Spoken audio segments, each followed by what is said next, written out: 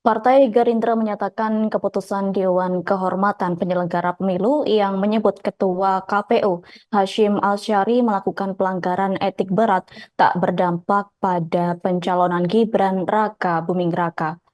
Sekretaris Jenderal Partai Gerindra yakni Ahmad Muzani menyatakan pencalonan Gibran sebagai calon wakil presiden tak bisa dibatalkan. Pasalnya menurut Ahmad Muzani, putusan Mahkamah Konstitusi terkait pencalonan Gibran sebagai cawapres sudah bersifat final dan mengikat, yakni tak diperbolehkan apabila ada lembaga lain yang mengambil putusan yang lebih tinggi lantaran putusan MK mengikat semua lembaga. Mengingat berdasarkan putusan nomor 90 garis miring PUU strip Romawi 21 garis miring 2023, MK menyatakan bahwa seseorang yang berusia di bawah 40 tahun dan pernah terpilih sebagai kepala daerah bisa dicalonkan sebagai capres atau cawapres.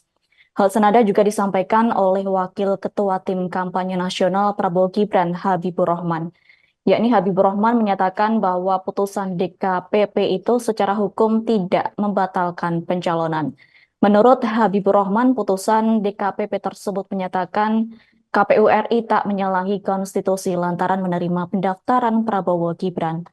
Terkini TKN merasa khawatir bahwa putusan tersebut justru menjadi alat bagi lawan politik Prabowo Gibran dalam kontestasi Pilpres 2024. Adapun Waketum Partai Gerindra kembali menekankan bahwa secara substansi pendaftaran Prabowo Gibran ke KPU RI tidak menyalahi aturan.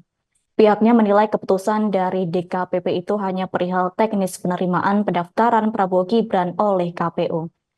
Apabila berkaca pada kasus sebelumnya, Habibur Rahman meyakini putusan terhadap ketua dan anggota KPU tersebut tidak akan mempengaruhi elektabilitas Prabowo Gibran, yakni seusai Majelis Kehormatan Mahkamah Konstitusi menyatakan Ketua MK Anwar Usman melanggar etik berat atas putusan yang meloloskan Gibran Raka Buming Raka sebagai cawapres, elektabilitas paslon nomor urut 2 justru meningkat.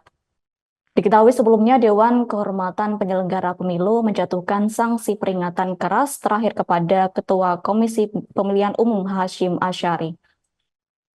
Hal itu disampaikan di KPP Hedi Lugito saat membacakan putusan sidang di Jakarta pada Senin 5 Februari 2024.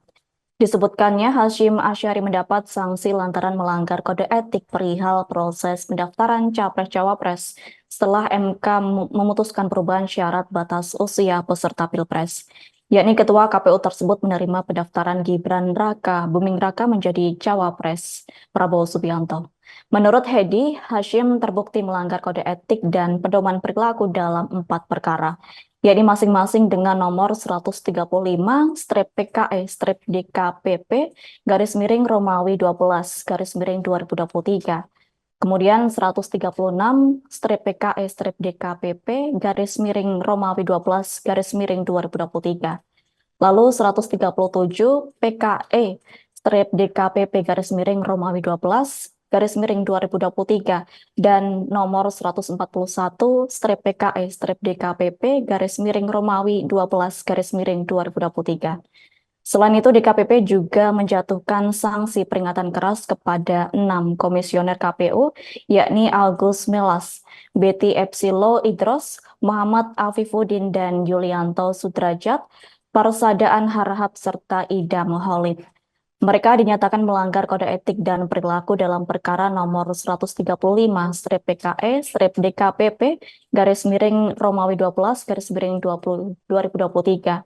Kemudian nomor 137-PKE-DKPP garis miring Romawi 12 garis miring 2023 serta nomor 141-PKE-DKPP garis miring Romawi 12 garis miring 2023. Download Tribun X sekarang, menghadirkan lokal menjadi Indonesia.